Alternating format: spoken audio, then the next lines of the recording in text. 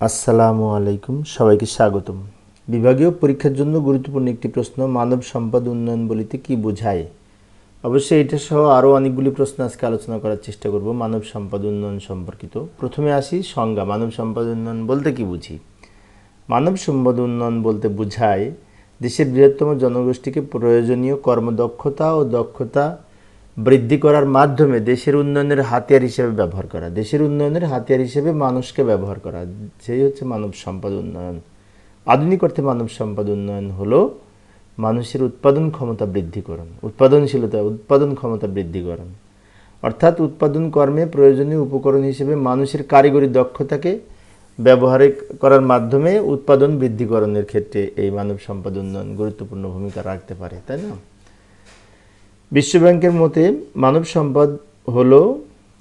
সম্পদ উন্নয়ন হলো কোনো রাষ্ট্রের মানুষের সামগ্রিক বিকাশ প্রক্রিয়ার একটি অংশ, যার মাধ্যমে রাষ্ট্রের সমগ্র জনসংখ্যার কর্মে নিযুক্তির সম্ভাবনা বাড়ানো যায় এবং তার মাধ্যমে সামাজিক অসাম্য দূর করা হয়।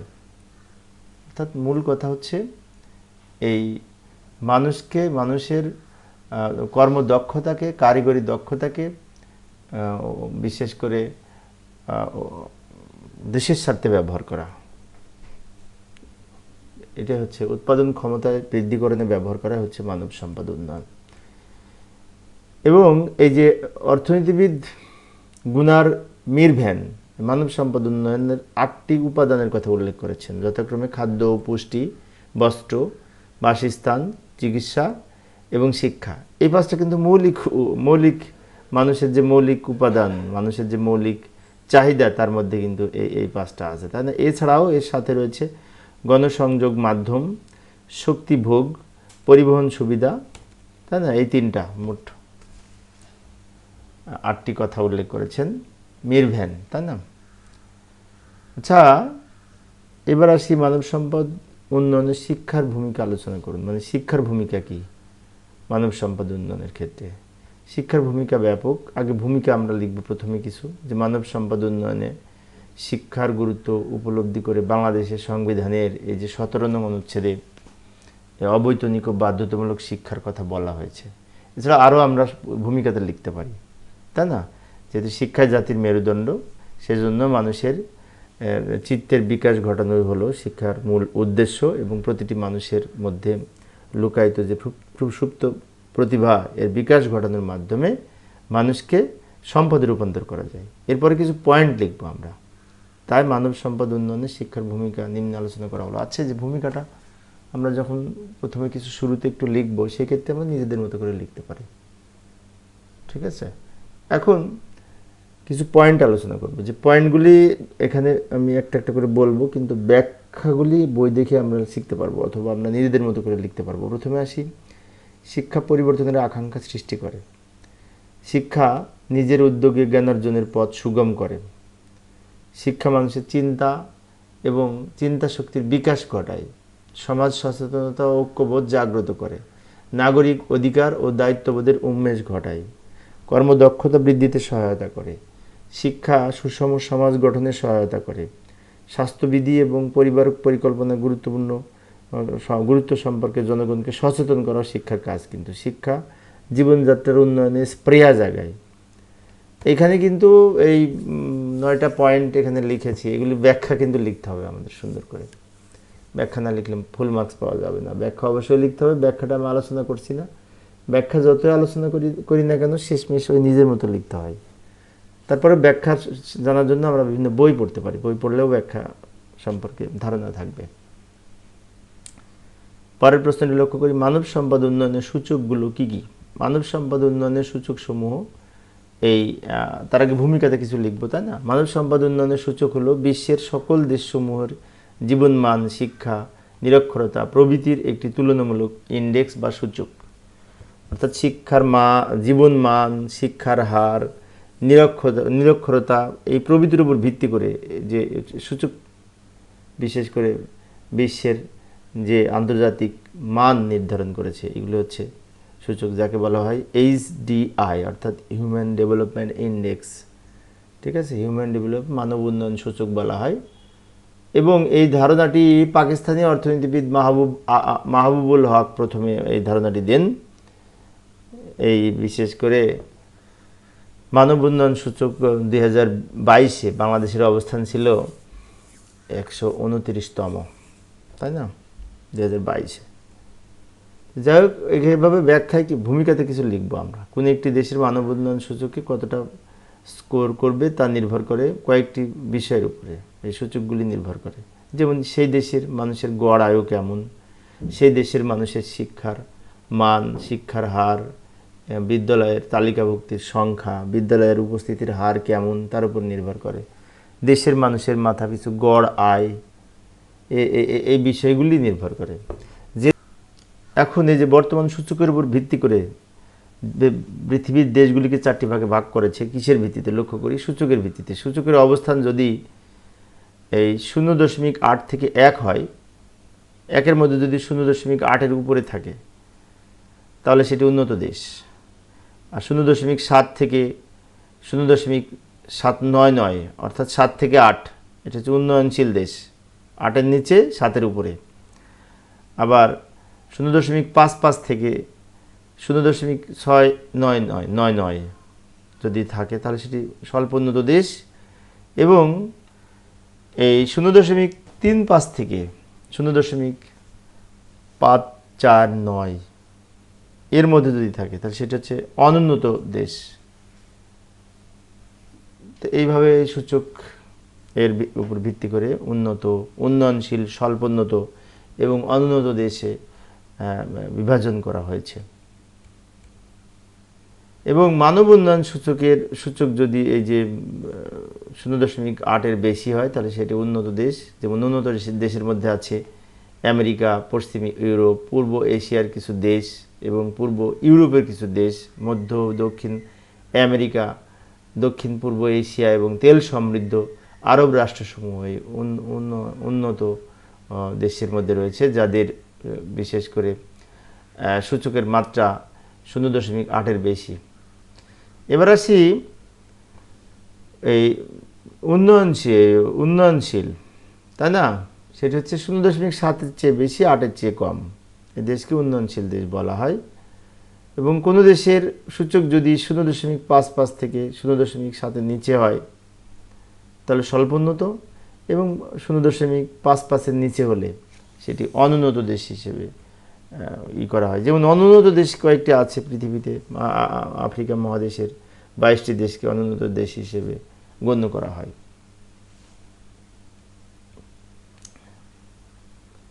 পরবর্তী প্রশ্নটি হচ্ছে বাংলাদেশ তথা উন্নয়নশীল দেশের মানব সম্পদ উন্নয়নের সমস্যাগুলো কি কি আলোচনা করুন। মানে বাংলাদেশের মতো উন্নয়নশীল দেশ যেগুলি আছে সেগুলি মানব সম্পদ উন্নয়নের ক্ষেত্রে সমস্যাগুলো কি কি সেগুলো আলোচনা করতে হবে। তো এইভাবে আমরা ভূমিকাতে কিছু অবশ্যই লিখব। প্রত্যেকটা প্রশ্নের ভূমিকাতে আমরা নিজেদের মতো করে লিখতে পারি। কনসেপ্টটা ক্লিয়ার থাকলে নিজেদের মতো করে ভূমিকা লিখতে পারবো। যেমন আমরা শুরুতে লিখতে পারি, কোনো দেশের অর্থনৈতিক প্রবৃদ্ধি অর্জনে মানব সম্পদ উন্নয়নের বিশেষ গুরুত্ব রয়েছে। দেশের উন্নয়ন প্রক্রিয়ার স্থিতিশীলতা আনয়নে মানব সম্পদকে শিক্ষিত, প্রশিক্ষিত, সুস্বাস্থ্যের অধিকারী করে গড়ে তুলতে হয়। এক্ষেত্রে মানব সম্পদ উন্নয়নের নানাবিধ সমস্যা এবং প্রতিবন্ধকতা বিদ্যমান রয়েছে, তাই না। এই ব্যাখ্যা কিছু লিখব। এরপরে নিচে মানব সম্পদ উন্নয়নের সমস্যাসমূহ আলোচনা করা হলো বলে আমরা এখানে এই পয়েন্ট দিব একটা একটা করে। তো পয়েন্ট যদি আমরা লিখি তাহলে এই পয়েন্টের ব্যাখ্যাগুলো কিন্তু আমি বলছি না, ব্যাখ্যা আমরা পারবো। যেমন শিক্ষা ব্যবস্থার ত্রুটি, তাই না, কারিগরি শিক্ষার উপর গুরুত্ব দিতে হবে। আচ্ছা, একটা ব্যাখ্যা আমি দিয়ে দেখাচ্ছি। উন্নত ও দ্রুত উন্নয়নশীল দেশগুলোর তুলনায় বাংলাদেশের শিক্ষা খাতে অনেকটা অবহেলিত। দেশে বুনিয়াদী শিক্ষার ক্ষেত্রে বিনিয়োগের আশঙ্কাজনকভাবে কম, মানে বাজেটে অর্থের পর্যাপ্ত তা নাই এবং বাজেট কম, সে কথা বলতে চাচ্ছে। দেশে প্রাথমিক শিক্ষাকে বাধ্যতামূলক অবৈতনিক করা হলেও শিক্ষক স্বল্পতা, আর্থিক সংকট এবং ড্রপ ডাউন অর্থাৎ ঝরে পড়া প্রভৃতি কারণে কাঙ্ক্ষিত পর্যায়ে পৌঁছাতে পারেনি বাংলাদেশের শিক্ষা। এই তার শিক্ষায় একটা ত্রুটি আছে, তাই না। আচ্ছা, এই একটা ব্যাখ্যা দিলাম, বাকিগুলোর ব্যাখ্যা দিব না, ব্যাখ্যা দিলে অনেক সময় লাগবে। এরপরে মাধ্যমিক শিক্ষার কিছু দুর্বলতা রয়েছে, সেগুলো আমরা ব্যাখ্যা দিব নিজেদের মতো করে। যুগোপযোগী শিক্ষার অভাব, তাই না, কারিগরি শিক্ষা প্রতিষ্ঠানের অভাব, ক্রয় ক্ষমতার অভাব, প্রশিক্ষণের অভাব, দীর্ঘমেয়াদী ব্যয়, এনজিওর উপর নির্ভরশীলতা, অনেক সময় শিক্ষা এনজিও প্রতিষ্ঠানগুলো অনেক শিক্ষা প্রতিষ্ঠান চালায়, তাদের উপরে কিছু নির্ভর, এটাও একটু সমস্যা। সরকারি অর্থের যথাযথ ব্যবহার না হওয়া, পর্যাপ্ত তথ্য সরবরাহ, জনসাধারণের অর্থনৈতিক সচ্ছলতা এবং শিল্প খাতে অপরিকল্পিত বিনিয়োগ। তো এইগুলি বিশেষ করে পয়েন্টগুলি এখানে লিখেছি, এই পয়েন্টের ব্যাখ্যা কিন্তু দিতে হবে, বারবার বলছি। এরপরে আসি মানব সম্পদ উন্নয়নে শিক্ষকের ভূমিকা মূল্যায়ন করুন। শিক্ষকের ভূমিকা মূল্যায়ন করুন। তো মানব সম্পদ উন্নয়নে শিক্ষকের ভূমিকা অত্যন্ত গুরুত্বপূর্ণ। এখানে আমরা কিছু ব্যাখ্যা উপস্থাপন করতে পারি, যেমন পেশাগত মনোভাব, শিক্ষকদের পেশাগত মনোভাব বৃদ্ধি করতে হবে, আত্মমূল্যায়ন, তাই না, পেশাগত জ্ঞান অর্জন, ব্যক্তিগত দর্শন, ব্যক্তিগত মূল্যবোধ, এগুলো ব্যাখ্যা দিতে হবে। কিন্তু পেশাগত দায়িত্ববোধ, সেবার মনোবৃত্তি, পেশাগত প্রশিক্ষণ, দক্ষতা অর্জনের পরিকল্পনা, অজানাকে জানার স্প্রিয়া, তথ্য প্রযুক্তির সংক্রান্ত জ্ঞান, ঠিক আছে, তথ্য প্রযুক্তি। আচ্ছা, এগুলোর কিন্তু প্রত্যেকটা ব্যাখ্যা দিতে হবে, বারবার বলছি। ব্যাখ্যা না দিলে ফুল মার্কস পাওয়া যাবে না পরীক্ষায়। পরের প্রশ্ন, বাংলাদেশের মানব সম্পদ উন্নয়নে কি কি পদক্ষেপ নেওয়া প্রয়োজন আলোচনা করুন। মানব সম্পদ উন্নয়নের ক্ষেত্রে বাংলাদেশে কী ধরনের পদক্ষেপ নেওয়া প্রয়োজন? তো ভূমিকাতে প্রথমে কিছু লিখব, তাই না? এখানে আমি কম লিখেছি, 1 লাইন, কিন্তু বেশি লিখতে হবে। কি লিখেছি? বাংলাদেশের উন্নয়ন প্রক্রিয়ার গতিশীলতা আনয়নে দক্ষ মানব সম্পদ গঠন ও এর উপর গুরুত্ব সর্বাধিক, তাই না, দক্ষ মানব সম্পদ তৈরিতে গুরুত্বপূর্ণ ভূমিকা পালন করে। বিশেষ করে এই ক্ষেত্রে বাংলাদেশের মতো উন্নয়নশীল দেশের দক্ষ মানব সম্পদ তৈরিতে যে সমস্ত পদক্ষেপগুলো নেওয়া প্রয়োজন তা নিম্নে আলোচনা করা হলো। এরকম কিছু আমরা ভূমিকা লিখে নেব নিজেদের মতো করে, তারপরে এই ব্যাখ্যা নিচে ভূমিকাগুলো তুলে ধরবো পয়েন্ট আকারে, এবং পয়েন্টগুলোর কিন্তু প্রত্যেকটা ব্যাখ্যা দিতে হবে। যেমন প্রথমে লিখতে পারি আধুনিক শিক্ষার ব্যবস্থার প্রবর্তন, এটা লিখতে পারি। কারিগরি শিক্ষার প্রসার, বিজ্ঞান শিক্ষার প্রসার, এগুলো লিখতে পারি। প্রশিক্ষণ প্রদান, শিক্ষকদের মানুষকে, মানে শিক্ষক নেই এখানে, শুধু মানব সম্পদ উন্নয়নের জন্য, দক্ষ মানব সম্পদ গড়ে তোলার জন্য প্রশিক্ষণের ভূমিকা অপরিসীম, মানে মানুষকে প্রশিক্ষিত করে দক্ষ করে তুলতে হবে, সে কথা বলছে। চিকিৎসা সুবিধার সম্প্রসারণ, মৌলিক চাহিদা পূরণ, শ্রমের গতিশীলতা বৃদ্ধি, আত্মকর্মসংস্থান সৃষ্টির সুযোগ, জীবনযাত্রার মান উন্নয়ন, জনসংখ্যা নিয়ন্ত্রণ, তাই না, সুষ্ঠু পরিকল্পনা প্রণয়ন, পরিবেশ উন্নয়ন, নারীর ক্ষমতায়ন, দারিদ্র্য বিমোচন। এছাড়া আরও আমরা ব্যাখ্যা নিজেদের মতো করে লিখতে পারি। এখানে যে পয়েন্টগুলো দিয়েছি, প্রত্যেকটা পয়েন্টের কিন্তু ব্যাখ্যা লিখতে হবে, বারবার বলছি। পরের প্রশ্নটা হচ্ছে মানব সম্পদ উন্নয়নে তথ্য প্রযুক্তির শিক্ষার গুরুত্ব আলোচনা করুন, তাই না। কারিগরি এবং তথ্য প্রযুক্তি শিক্ষার গুরুত্ব অপরিসীম মানব সম্পদ উন্নয়নের ক্ষেত্রে। ব্যাখ্যায় প্রথমে আমরা লিখব, বিশেষ করে ভূমিকা আকারে লিখব, কিছু ভূমিকা আকারে, যেমন বিশ্বায়নের যুগে তথ্য প্রযুক্তি শিক্ষায় শিক্ষিত মানব সম্পদকে অধিকতর উন্নত মানব সম্পদের বিবেচনা করা হচ্ছে বর্তমানে, অর্থাৎ তথ্য প্রযুক্তি ব্যবহার এর মাধ্যমে দক্ষ মানব সম্পদ গড়ে তোলা সম্ভব। সেজন্য নিম্নে তথ্য প্রযুক্তি ব্যবহারের ক্ষেত্রে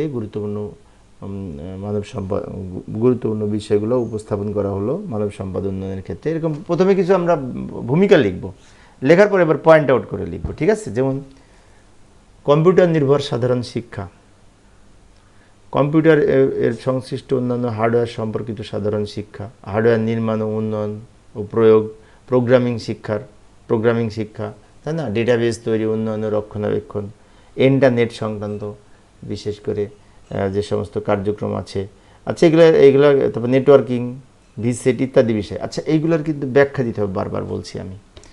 তারপর হচ্ছে কি যে এআই নির্ভর বিভিন্ন প্রযুক্তি, তারপরে বিভিন্ন অ্যাপস তৈরি, সফটওয়্যার তৈরি, সফটওয়্যার সংক্রান্ত প্রশিক্ষণ, এগুলো কিন্তু আমরা নিজেদের মতো করে পয়েন্টগুলোর ব্যাখ্যা লিখব। এছাড়া আরও আমরা লিখতে পারি বাংলাদেশের মানব সম্পদ উন্নয়নের ক্ষেত্রে তথ্য প্রযুক্তি শিক্ষার আরও গুরুত্ব রয়েছে। টেলিযোগাযোগ ব্যবস্থার তথ্য প্রযুক্তি, মানে এতক্ষণ দেখলাম যে তথ্য প্রযুক্তির জন্য আমাদের কি কি শেখা উচিত। এবার এখন দেখব এটা তথ্য প্রযুক্তি ব্যবহারের গুরুত্বটা কী। যেমন টেলিযোগাযোগ ব্যবস্থায় তথ্য প্রযুক্তি, তাহলে এখানে টেলিযোগাযোগ ব্যবস্থা বর্তমানে যে তথ্য প্রযুক্তির মাধ্যমে টেলিযোগাযোগ পরিচালিত হচ্ছে তার ব্যাখ্যা এখানে আমরা লিখব। প্রত্যেকটা পয়েন্টের কিন্তু ব্যাখ্যা দিতে হবে, আমি বারবার বলছি। সকল ধরনের প্রফেশনাল কার্যক্রমের জন্য তথ্য প্রযুক্তি, কর্মক্ষেত্রে তথ্য প্রযুক্তি, রপ্তানি প্রযুক্তি, আমদানি রপ্তানির ক্ষেত্রে তথ্য প্রযুক্তি, জবাবদিহিতা নিশ্চিত করার ক্ষেত্রে তথ্য প্রযুক্তি, আউটসোর্সিংয়ের ক্ষেত্রে তথ্য প্রযুক্তি, শিক্ষার বিকেন্দ্রীকরণ এবং শিক্ষায় তথ্য প্রযুক্তির ব্যবহার, তথ্য প্রযুক্তি নির্ভর ইলেকট্রনিক শিক্ষা যাকে বলা হয়, লার্নিং যেটা, তাই না? তারপরে ব্যবসা বাণিজ্যের ক্ষেত্রে তথ্য প্রযুক্তি, কমার্স ব্যবহার হচ্ছে বর্তমানে। এইখানে আমরা খুব সুন্দর করে আরও পয়েন্ট লিখতে পারি। তো এইভাবে লিখলেই হবে, এই পয়েন্টগুলোর ব্যাখ্যা দিব সুন্দর করে। পরের প্রশ্নটি হচ্ছে মানব সম্পদ উন্নয়নে প্রাথমিক শিক্ষার গুরুত্ব। প্রাথমিক শিক্ষা হচ্ছে একটা মানুষের ভিত, প্রবেশদ্বার, তাই না? তাই আমরা এখানে একটু প্রথমে ভূমিকা লিখব যে জাতীয় জীবনে প্রাথমিক শিক্ষার গুরুত্ব অত্যধিক বা অপরিসীম। দেশের সব মানুষের শিক্ষার প্রয়োজন এবং জনসংখ্যাকে দক্ষ করে তোলার মূল ভিত্তি হচ্ছে প্রাথমিক শিক্ষা, এবং প্রাথমিক শিক্ষা মজবুত হলে পরবর্তীতে মাধ্যমিক এবং উচ্চ মাধ্যমিক এবং উচ্চশিক্ষার পথ সুগম হয়, সহজ হয়। এরকম প্রথমে আমরা ভূমিকা লিখব। লেখার পরে এই বিশেষ করে কিছু পয়েন্ট আমরা এখানে উপস্থাপন করব। এখানে বাংলাদেশের সংবিধানে 17 নং অনুচ্ছেদে অবৈতনিক ও বাধ্যতামূলক শিক্ষার কথা বলা হয়েছে, সেটা উল্লেখ করব, তাই না? এবং 1993 সাল থেকে বাংলাদেশে বাধ্যতামূলক প্রাথমিক শিক্ষা চালু হয়, যার কারণে 1993 সাল থেকে সে বাধ্যতামূলক প্রাথমিক শিক্ষা চালু হয়।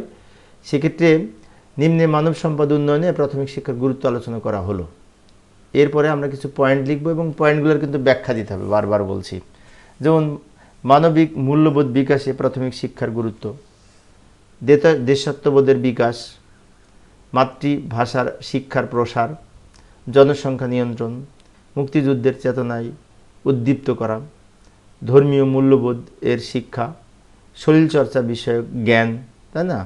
এখানে এই যে শরীরচর্চা, সংস্কৃতি বিষয়ক জ্ঞান, শরীরচর্চার বিষয়ক জ্ঞান, সহপাঠ্যক্রমিক বিষয়ক জ্ঞান বা পারদর্শিতা, এগুলো আমরা, তারপরে তথ্য প্রযুক্তি বিষয়ের বিশেষ করে তাদের মধ্যে ধারণা, এই বিভিন্ন বিষয়ে আমরা এখানে উপস্থাপন করতে পারি। বিশেষ করে আমি যদি কয়েকটা এখানে উপস্থাপন করেছি, আরও নিজের মতো উপস্থাপন করতে পারবো আমরা পয়েন্ট আকারে। তবে পয়েন্টগুলির কিন্তু ব্যাখ্যা দিতে হবে, বারবার বলছি। এর পরের প্রশ্নটি হচ্ছে মানব সম্পদ উন্নয়নে প্রাথমিক শিক্ষার গুরুত্ব আলোচনা করুন। মাধ্যমিক শিক্ষার গুরুত্ব আলোচনা করুন। প্রশ্নটি বেশ কয়েকবার এসেছে। এই প্রশ্নটা না অত্যন্ত গুরুত্বপূর্ণ। মাধ্যমিক শিক্ষার গুরুত্ব, মানব সম্পদ উন্নয়নের মাধ্যমিক শিক্ষার গুরুত্ব অপরিসীম।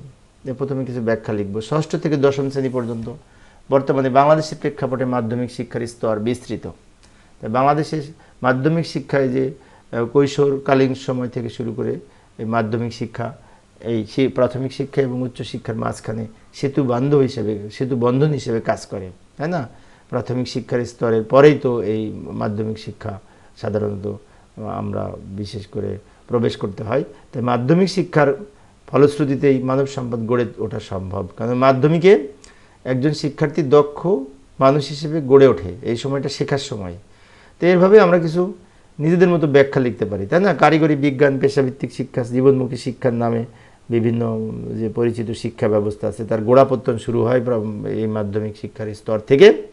তাই মাধ্যমিক শিক্ষার সুফল যদি আমরা শিক্ষায় মানব সম্পদ উন্নয়নে ব্যবহার করতে চাই, তাহলে মাধ্যমিক শিক্ষার ক্ষেত্রে এই মানব সম্পদ উন্নয়নে মাধ্যমিক শিক্ষার গুরুত্ব অপরিসীম। নিজেদের মতো আমরা ব্যাখ্যা প্রথমে ভূমিকায় কিছু লিখব, এরপরে পয়েন্টে আসবো, তাই না? মানব সম্পদ উন্নয়নে মাধ্যমিক শিক্ষার গুরুত্ব আলোচনা করা হলো বলে পয়েন্ট শুরু করব। আচ্ছা, এই পয়েন্টগুলির কিন্তু ব্যাখ্যা দিতে হবে, বারবার বলছি। সেতু বন্ধন রূপে কাজ করে মাধ্যমিক শিক্ষা। এরপরে পরের পয়েন্ট দিতে পারি, উচ্চশিক্ষার পথ সুগম করে, বৃত্তিমূলক শিক্ষার প্রসার ঘটায়, শারীরিক ও মানসিক শক্তির বিকাশ ঘটায়, বিজ্ঞান শিক্ষার প্রসার ঘটায়, মৌলিক জ্ঞানের বিকাশ ঘটায়, তাই না? এছাড়াও আরও আমরা পয়েন্ট কিন্তু লিখতে পারি নিজেদের মতো করে, আরও আমরা লিখতে পারি। যেমন বিশেষ করে কারিগরি শিক্ষার বিস্তৃতি, অর্থাৎ কারিগরি শিক্ষিত, তারপরে তথ্য প্রযুক্তি বিষয়ক শিক্ষায় শিক্ষার্থীদেরকে তথ্য প্রযুক্তি শিক্ষার মাধ্যমে এই মাধ্যমিক শিক্ষার গুরুত্ব, এগুলো আমরা লিখতে পারি কিন্তু, তাই না? তারপর শিক্ষার হার বৃদ্ধিতে মাধ্যমিক শিক্ষার গুরুত্ব, এখানে অনেক পয়েন্ট কিন্তু দেওয়া যায়, আরও আমরা নিজেদের মতো করে লিখতে পারি। অ্যাকচুয়ালি এই প্রশ্নগুলি কিন্তু নিজেদের মতো করেই কনসেপ্টটা থাকলে লেখা যায় আর কি। নিয়ম রক্ষার্থে কিছু আলোচনা করতেছি আমি। তো পরের প্রশ্ন হচ্ছে মানব সম্পদ উন্নয়নে উচ্চ শিক্ষার ভূমিকা আলোচনা করুন। উচ্চশিক্ষার ভূমিকা, এখানে আমরা প্রথমে ভূমিকায় কিছু লিখতে পারি, তাই না? সুন্দর করে লিখব যে শিক্ষা প্রতিষ্ঠানকে বিশেষ করে বলা হয় উৎকর্ষ সাধন কেন্দ্র, এবং এই আমাদের দেশের বিশ্ববিদ্যালয়গুলো সেই উৎকর্ষ সাধনায় বিশেষ ভূমিকা পালন করে থাকে। পাশাপাশি আরও সুন্দর করে আমরা কিছু ভূমিকায় লিখব, তাই না? নিম্নে মানব সম্পদ উন্নয়নের উচ্চশিক্ষার ভূমিকা বা গুরুত্ব আলোচনা করা হলো, পয়েন্টগুলো উপস্থাপন করব। প্রথম পয়েন্ট লিখতে পারি বিশ্বমানের শিক্ষাদান, তারপর অনুসন্ধিৎস জাগানো, অর্থাৎ শিক্ষার স্প্রেয়া জাগানো, ঠিক আছে? এরপরে মানবিক গুণাবলীর বিকাশ, মননশীলতা, চিন্তার স্বাধীনতার বিকাশ, মৌলিক ও প্রায়োগিক গবেষণার সংক্রান্ত বিষয়ে বিশ্ববিদ্যালয়ের গুরুত্ব অপরিসীম বা উচ্চশিক্ষার গুরুত্ব অপরিসীম। আচ্ছা, এইগুলোর ব্যাখ্যা দিতে হবে কিন্তু, বারবার বলছি। আধুনিক বিশ্বের সাথে পরিচিতি, মানে বিশ্বায়নের শিক্ষার সাথে পরিচিতি, অসাম্প্রদায়িক মানসিকতা, দূরদর্শী নাগরিক, দেশপ্রেমী উদ্বুদ্ধ নাগরিক, নারী শিক্ষার প্রসার, সৃজনশীলতার প্রসার এবং জীবিকা নির্বাহে সহায়তা, শিক্ষার হার মান বৃদ্ধি। আচ্ছা, এখানে আরও পয়েন্ট আমরা নিজেদের মতো করে লিখতে পারি, কিন্তু এখানে কয়েকটা উপস্থাপন করেছি, এর ব্যাখ্যাগুলি কিন্তু লিখব। প্রত্যেকটা পয়েন্টের কিন্তু ব্যাখ্যা দিতে হবে, তা নাহলে ফুল মার্কস পাওয়া যাবে না। খুব গুরুত্বপূর্ণ একটি প্রশ্ন, মানব সম্পদ উন্নয়নে কারিগরি শিক্ষার গুরুত্ব আলোচনা করুন। তো মানব সম্পদ উন্নয়নে কারিগরি শিক্ষার গুরুত্ব অপরিসীম। প্রথমে কিছু ভূমিকা লিখব যে কারিগরি শিক্ষা বর্তমানে বহুল আলোচিত, কিন্তু আমাদের বাংলাদেশে কারিগরি শিক্ষার প্রতি তেমন গুরুত্ব দেওয়া হয়নি। অন্যদিকে উন্নত দেশের দেশগুলো অধিকাংশ এই শিক্ষিত জনগোষ্ঠী এই কারিগরি বৃত্তিমূলক এবং পেশাভিত্তিক শিক্ষায় শিক্ষিত হয়ে দেশের অবদানের ক্ষেত্রে মানব সম্পদ উন্নয়নে ব্যাপক ভূমিকা রাখছে, তাই না? তাই মানব সম্পদ উন্নয়নে এই কারিগরি শিক্ষার গুরুত্ব অপরিসীম। নিম্নে মানব সম্পদ উন্নয়নে কারিগরি শিক্ষার গুরুত্ব ব্যাখ্যা করা হলো। এই বলে আমরা যেমন এই যে মালয়েশিয়া, হংকং, সিঙ্গাপুর ইত্যাদি দেশসমূহ কারিগরি শিক্ষার প্রতি যথেষ্ট গুরুত্ব প্রদান করার মাধ্যমে যেহেতু উন্নত হয়েছে, তাই বাংলাদেশের কারিগরি শিক্ষাকে যথেষ্ট বর্তমানে বাংলাদেশের কারিগরি শিক্ষাকে সম্মান দেওয়া তেমন হয় না। এমনকি কর্মমুখী শিক্ষার যে ধারা বহুল আগে থেকে প্রচলিত রয়েছে, এই ধারাও বর্তমানে দিন দিন হ্রাস পাচ্ছে। সেজন্য আমাদের সাধারণ শিক্ষার পাশাপাশি কারিগরি ও প্রকৌশল জ্ঞানের প্রসারের মাধ্যমে একটি দেশের কাঙ্ক্ষিত লক্ষ্যমাত্রাকে পৌঁছানো যায়। এরপরে আমরা পয়েন্ট লিখব বিজ্ঞান ও প্রযুক্তি শিক্ষার ক্ষেত্রে, মানে বিজ্ঞান শিক্ষার জোর দেওয়া, তাই না?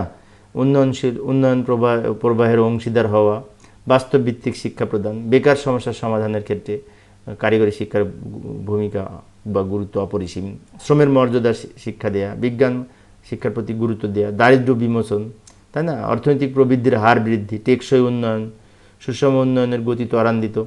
তো এগুলি আমরা এই কারিগরি শিক্ষার ক্ষেত্রে এই পয়েন্টগুলি লিখতে পারি।